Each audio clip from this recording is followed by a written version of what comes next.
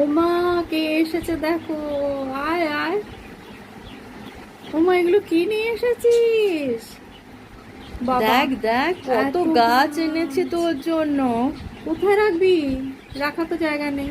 এবারে এইটা দিয়েই আমি বানাবো একটা হ্যাঙ্গিং প্ল্যান্টার, ঝুলিয়ে দেবো।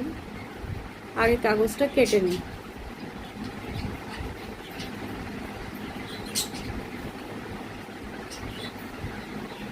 এবার এখান দিয়ে একটা ড্রয়িং করছি। ভালো করে দেখে নিতে হবে, পরে বানাতে গেলে সুবিধা হবে। এই অংশটাকে কেটে বাদ দিয়ে দেবো। এবার এই এখান দিয়ে কাটবো। এটাকে কেটে কি ফেলে দিতে হবে? না, এগুলো রেখে দেবো, অন্য কাজে লাগবে। এবার এই যে কাঁচির মুখটা সরু, এইটা দিয়েই ক্যাপটাকে ফুটো করব।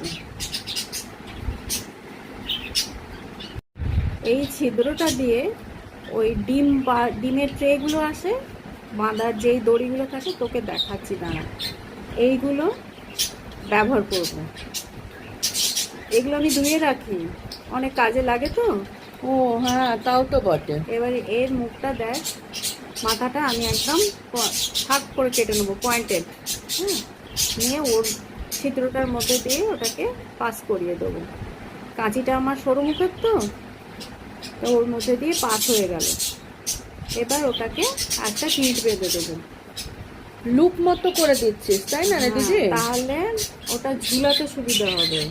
হ্যাঙ্গিং প্ল্যান্টার তো। এদিকটাও কেটে নিলাম। এদিকের গিঁটটা একটু মোটা করে দিতে হবে, অনেকগুলো গিঁট একসঙ্গে দিতে হবে। এবার দেখুন তো বন্ধুরা, কি সুন্দর করে দিদিভাই সাজিয়ে দিল এই প্ল্যান্টারগুলোকে অ্যাক্রাইলিক স্প্রে পেন্ট আর ফেভিক্রিল কালার দিয়ে। কি ডিজাইন করেছে বলুন তো? কাশের দেশ, চিরিতন, হরতন, ইস্কাপন আর রোহিতন। অপূর্ব সুন্দর লাগছে কিন্তু দেখতে। গাছগুলোকে সাজিয়েও দিল। 4টে গাছ এনেছি, 4টে বানিয়ে দিয়েছে প্ল্যান্টার। এইভাবে বানিয়ে নিলে ঘরে পয়সা খরচ করে আর কিনতে হয় না। আপনারাও এইভাবে প্ল্যান্টার তৈরি করে নিয়ে ঘরে গাছ সাজাতে পারেন। দেখুন তো অপূর্ব লাগছে কিনা।